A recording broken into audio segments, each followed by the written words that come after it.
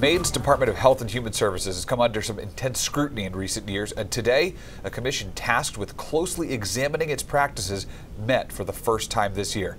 Good evening and thanks for joining us here on News Center Maine at 5:30. I'm Chris Costa. And I'm Zach Blanchard. This comes after DHHS received a number of recommendations from the Government Oversight Committee just last month. News Center Maine's Ryan Wooten gives us a closer look at some of the concerns.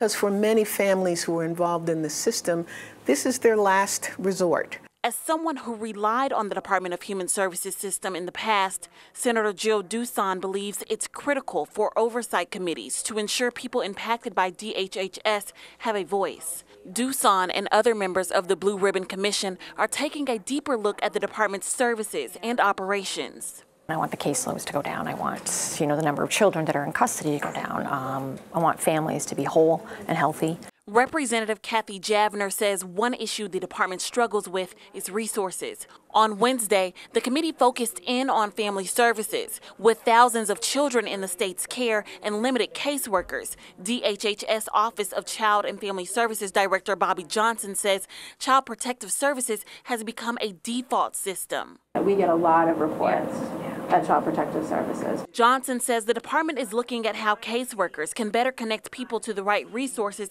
before Child Protective Services is called. So we receive about 50,000 calls to that hotline every year.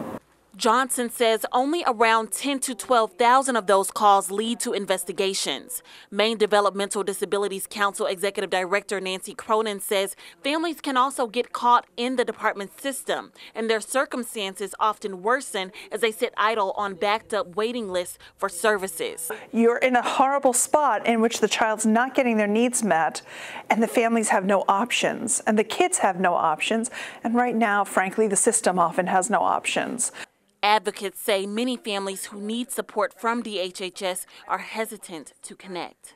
Because they're afraid of that kind of surveillance or the department coming in and instead of helping, tearing a family apart. The Blue Ribbon Commission hopes to issue a report to the legislature next session. In Augusta, Raya Wooten, News Center Maine.